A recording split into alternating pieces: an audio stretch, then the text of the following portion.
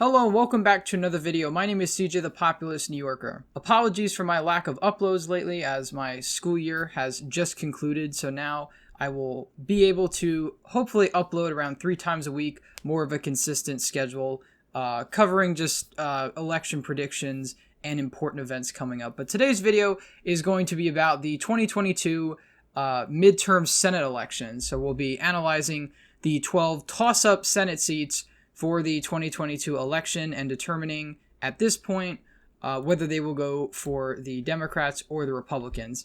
Again, this is pretty early. It's May of 2021, so don't crucify me if you disagree with one of the ratings, as it is certainly subject to change. So we're going to start west to east here. We'll start with the state of Nevada. If you look at the current Nevada Senate race, incumbent Senator Catherine Cortez Masto is running for re-election, and she's running unopposed in her primary. The Republican primary, on the other hand, is full of potential candidates, no official candidates running. Former Governor Brian Sandoval, who is very popular in the state of Nevada, is not running. He was the governor for 8 years. Adam Laxalt is certainly a potential. He would be probably the front runner in a Republican primary, if I had to guess. He's the former Attorney General of the state of Nevada from 2015 to 2019 and ran for governor back in 2018 against Steve Sisolak. So for now, I think he is one of the main challengers to Cortez Masto on the Republican side. Also, another formidable,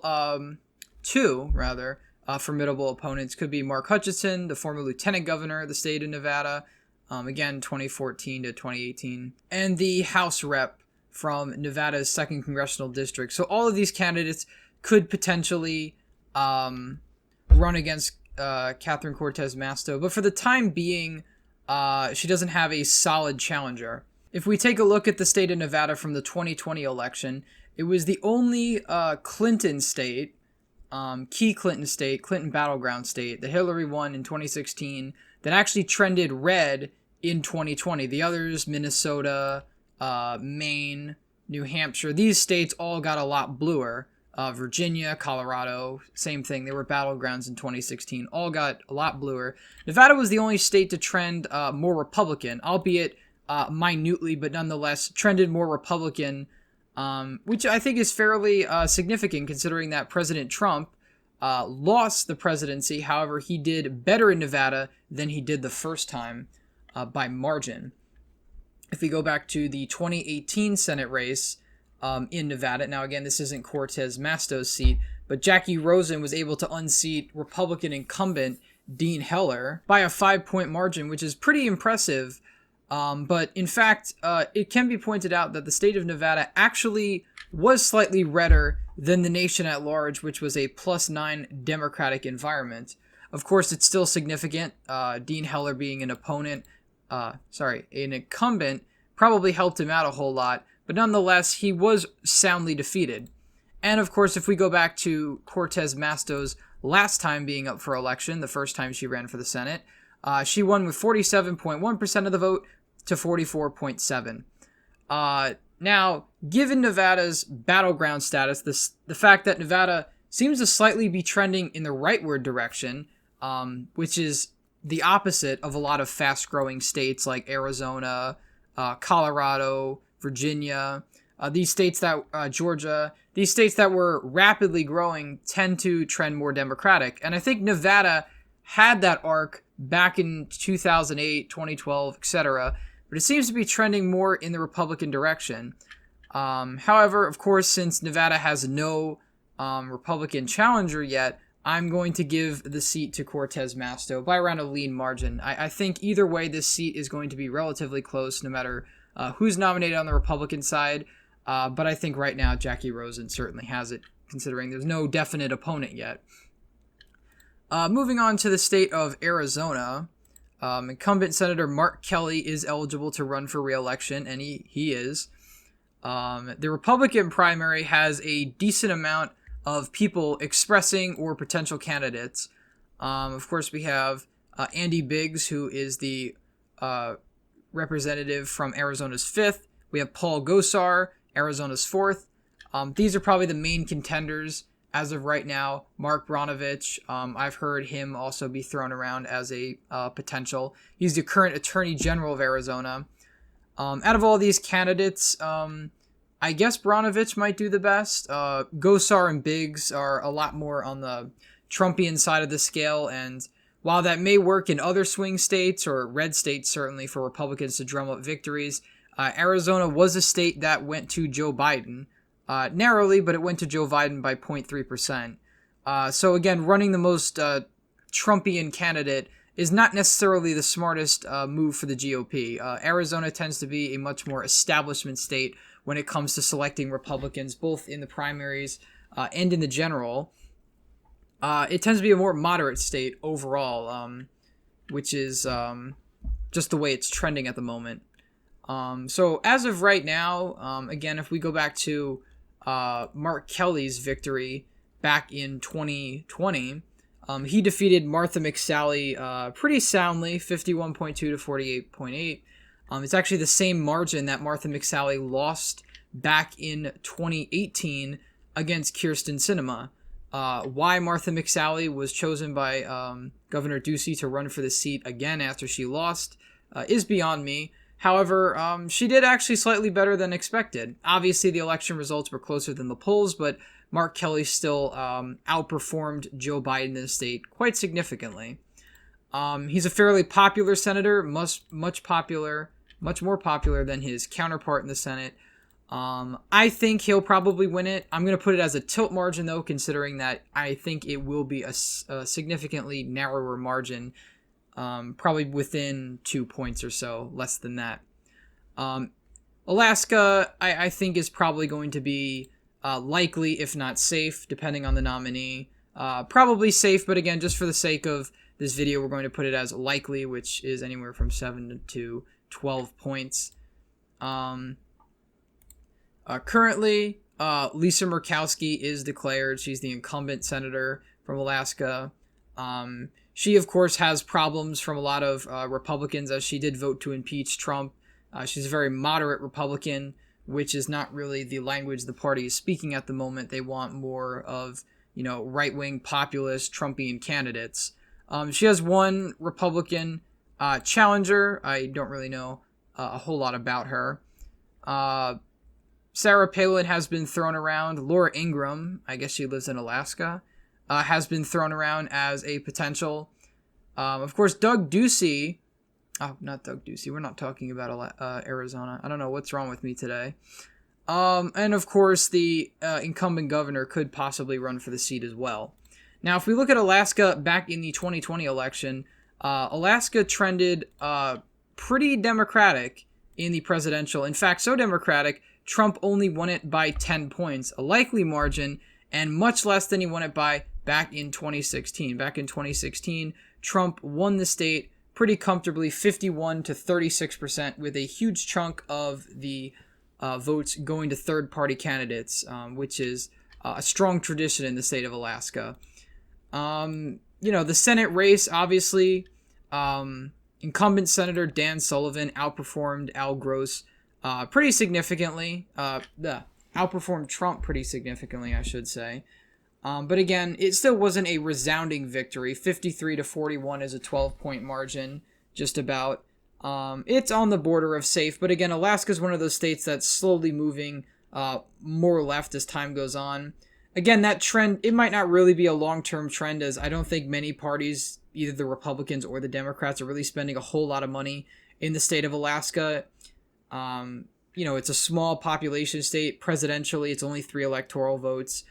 People are going to be focusing on much bigger vote baskets like Texas, Georgia, North Carolina, Nevada, Michigan, Pennsylvania, Wisconsin, Minnesota. States like that are going to have more of the focal point. So as right now, I think it's going to be likely, whether it's Lisa Murkowski as the ultimate nominee or some other Republican. But we'll get to that in a separate video on the Alaskan Senate race. Colorado, I'm just going to put as likely. It's not going to be safe.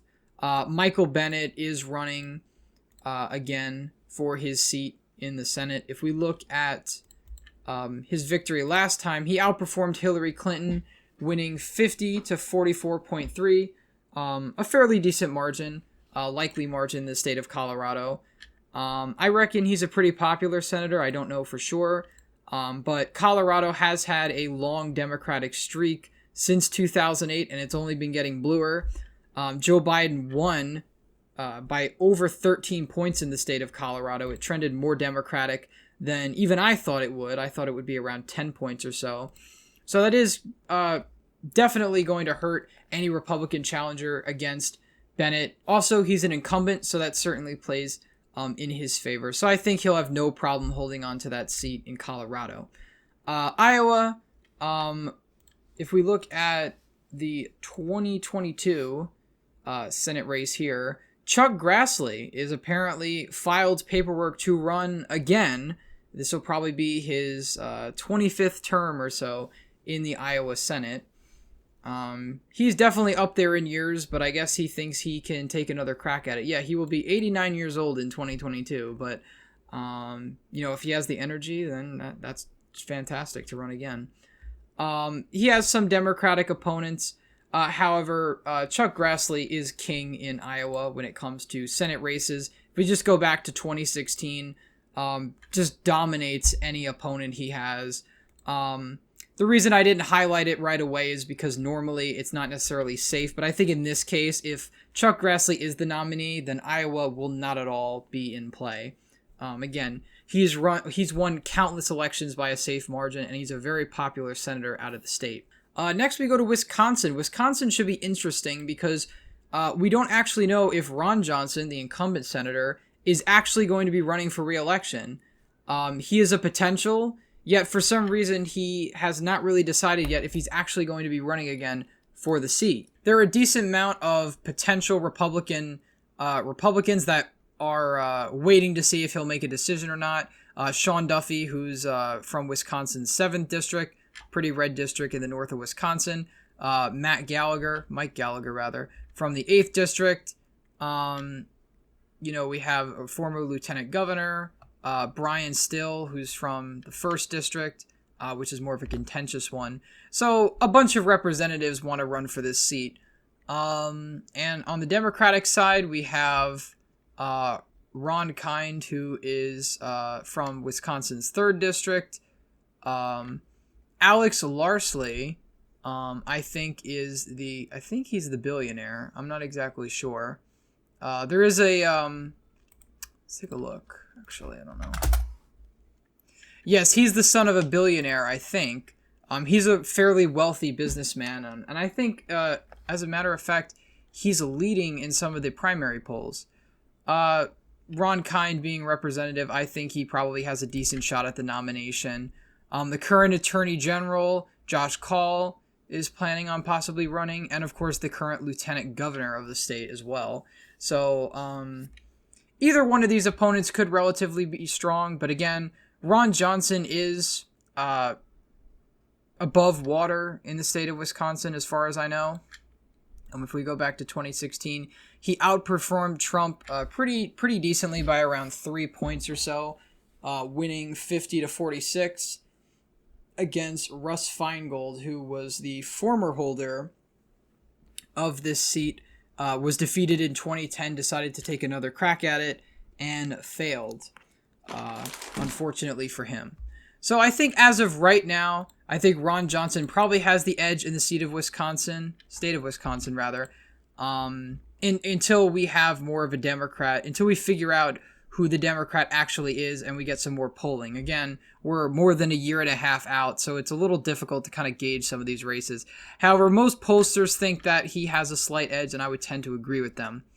Ohio, I think, is most likely going to be likely Republican. I think it'll be high single digits, possibly low double digits, considering it will be a midterm year. And Ohio, if we look back at the 2020 map, was a state that Donald Trump won by around 8 points. So this is certainly a Trump stronghold at this point. It's kind of the Republicans' Virginia, in a sense that it's a state that's been watched for the past few cycles, but ultimately has chosen to significantly favor one side, and I would certainly say that would be the Republicans. If we take a look at 2018 real quick, at the Senate race here. Sherrod Brown was fortunate enough to be the only statewide Democrat to actually win in 2018. 28 midterms was a blue wave year. Democrats were favored nationwide in a lot of races. The only races Democrats did very poorly in were Senate races in which these states, in particular Indiana, Missouri, North Dakota, and Florida, had trended considerably more Republican since they were last elected. Now, this is a pretty resounding victory. Sherrod Brown is actually a very popular senator in the state of Ohio, but he's not the senator running. This is just an example of the last time this seat was up. If we go back to 2016, Rob Portman landslided his opponent, Ted Strickland. Ted Strickland was a not very successful governor in the state of Ohio, from what I understand. And he did very poorly as a result. Rob Portman, for some reason, also tends to get very big victories in his Senate races in the state of Ohio. Now, if we go back and take a look at Ohio, Rob Portman is not running again, so there will probably be, there will have to be another Republican to run in his place, and likewise, Democrats will have a shot, potentially, at this open seat. Tim Ryan is running as a Democrat. He's the only, on the Democratic side rather, he's the only declared candidate for sure actually running for the seat. And he's been in the House for a fairly long time, from 2003 to the present. He also ran for president for a brief time back in 2020. It was only a year ago. There is a whole bunch of declined candidates for this seat. Possibly the mayor of Cincinnati, Jerry Springer, former mayor of Cincinnati, might actually decide to run for this seat. Of course, we have the Franklin County Commissioner and the minority leader of the House, the Ohio House of Representatives. In terms of who would win the primary, I think Tim Ryan is definitely going to win the primary. I don't think that's a question. I just think he has the most name recognition out of any of these candidates. And perhaps his run for the presidency was merely just to get his name out there for when he decided to run for the Senate seat. And if we look at the Republican primary, there are a whole ton of people on here. Josh Mandel was actually the nominee back in 2012, lost to Sherrod Brown by around 5 points or so. As far as I understand, I think he is the leading Republican candidate, and I think, I don't remember if he has the Trump endorsement or not, but he might. We can actually take a look real quick. He doesn't, but I think he was considered for it. I think he's probably the leading candidate on the Republican side right now. These other candidates, I'm not too sure about. However, what I can say, based on the partisan nature of Ohio now, that it's probably going to be in Republican hands, more likely than not. So we'll keep it as there. New Hampshire is going to be really interesting because Chris Sununu is being pressured to run for the seat. He's being pressured. He's the current governor of the state of New Hampshire. If we take a look at his last election as the Republican governor of New Hampshire, he won a overwhelming victory over his Democratic opponent, Dan Feltz, over 30 points, which is insane. But again, it's New England, so for some reason Republicans can landslide Democrats, even though most of these states are blue states. It's a pretty weird dynamic they have over there. So he was elected very resoundingly. He's a fairly popular governor, too, which is why the GOP wants to draft him. Another thing about him, he's not the type of more moderate, quote-unquote, rhino Republicans that you get in a lot of blue states like Vermont or Massachusetts. He's Trumpian, sort of. I think he backed Donald Trump begrudgingly in 2020, but policy-wise, he's basically like any other national Republican. So he probably would have no problem running for this seat.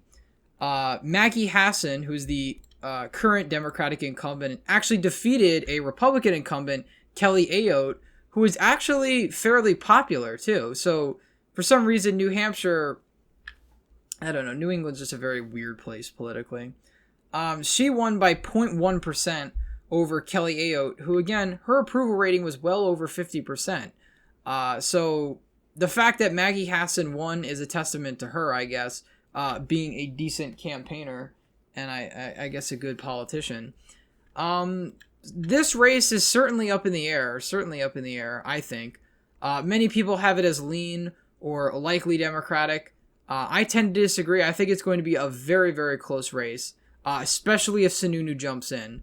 Kelly Ayotte, she'll probably lose again, I think. It's not really a good idea to nominate losers. You could... I forget the guy's name in Virginia, but they ran him twice. What was his name? Tim Allen, I think it was. They ran him twice, and he lost. Just running losers in any statewide race after they've lost is usually not a good strategy. Don Bolduc, whoever that is, I guess he was the nominee last time. Maggie Hassan is crushing him in the polling. As of right now, I think Maggie Hassan has the edge. I'm going to put the race as lean Democratic right now just because Sununu's not in the race yet, and we're probably just going to have a generic Republican if that's not the case. So I'm going to give it to the Democrats for now. Next, we move on to the state of Pennsylvania. This is going to be probably one of the closest of the battleground states on the entire map. And this race is certainly going to get a whole lot of attention. Pat Toomey, who is the current incumbent Republican, is not running again for his seat. And if he did, he probably would lose his primary. He was one of the 7 Republican senators to vote to impeach Donald Trump, which is certainly kind of like a death nail in any Republican primary. At least that's what we think. Again, 2022, maybe some people won't care about that as much. So there's a lot of Republican candidates declared. I went over them in a separate video on the Pennsylvania Senate race. Jeff Bartos. Sean Parnell seems to be the name I see a lot. He is the Republican that narrowly lost to Connor Lamb back in the 2020 House race in Pennsylvania's 17th district. I think he only lost by around 2 points. Everett Stern is another that I see floated around. And there are a whole lot of people running for this seat, or potential rather. Pat Toomey, of course, is not running. Donald Trump Jr. is also not running. So this will be a fairly competitive race either way. Democrats, of course, they have John Fetterman. He's the incumbent lieutenant governor. In fact, there's some polling out. Now, again, this polling is deceptive. There's some polling out about this that has Fetterman leading pretty comfortably against Republican challengers. I don't doubt that he's leading in the polling. He's a fairly popular lieutenant governor. However, of course, it is from Data for Progress, which is a slanted Democratic poll. So I would take these numbers, especially where he's winning by 10, with a grain of salt. I don't think we're going to see anything close to that. It's going to be a much closer race than that. Connor Lamb is not actually running, but he is a potential. He is from Pennsylvania's 17th Congressional District. He was elected back in 2018, and he's only been there for about a term and a half. He's actually neck and neck with the Republican challengers, and in some cases even losing to them. So in terms of the Democratic primary, John Fetterman is certainly the front runner. Malcolm Kenyatta, I think, is second. Of course, Connor Lamb, I'm not going to count because he's not actually in the race yet. I think if he is in the race, he's probably going to consolidate more of the moderate votes. But I certainly think he is the weaker of the two Democrats to run.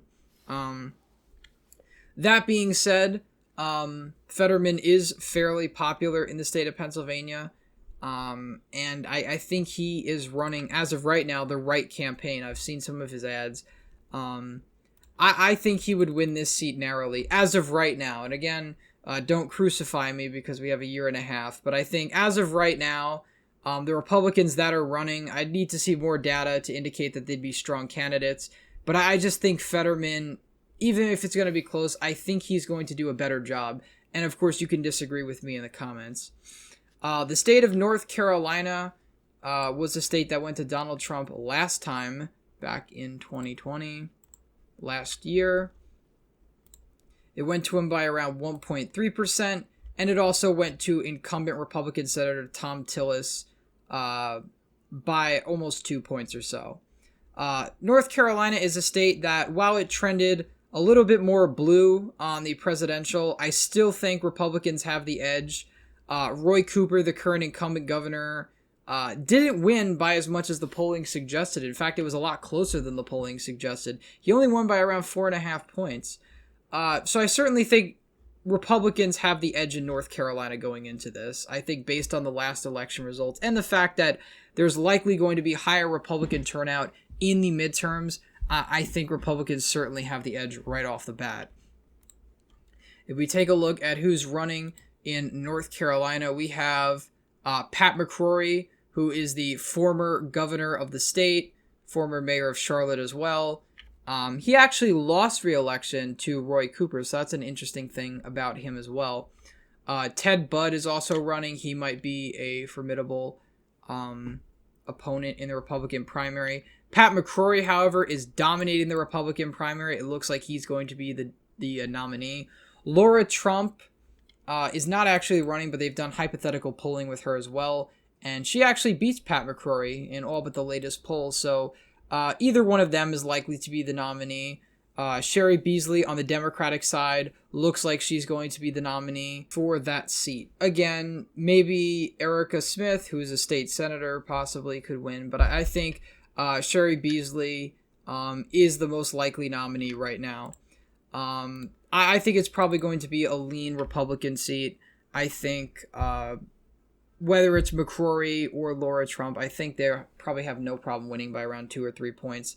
Again, I don't think Pat McCrory is the strongest candidate for the Republicans, but I do think he can eke out a victory. Maybe it's tilt. For right now, I'm going to put it as a lean, just based on North Carolina's partisan leanings. Next, we're going to take a look at the state of Georgia. This state is definitely going to be like Pennsylvania, like Wisconsin, Arizona. This is definitely going to be one of the closest Senate races in 2022. Currently, incumbent senator, the Democrat Raphael Warnock, is running again. I doubt he'll have any primary opponents. The Republican primary is packed with a lot of people, notably Buddy Carter. Might possibly run Kelly Loeffler, the woman who held this seat previously, who lost it to Raphael Warnock. She's running. She expressed interest in running. Sorry about that. Herschel Walker has also expressed interest in running.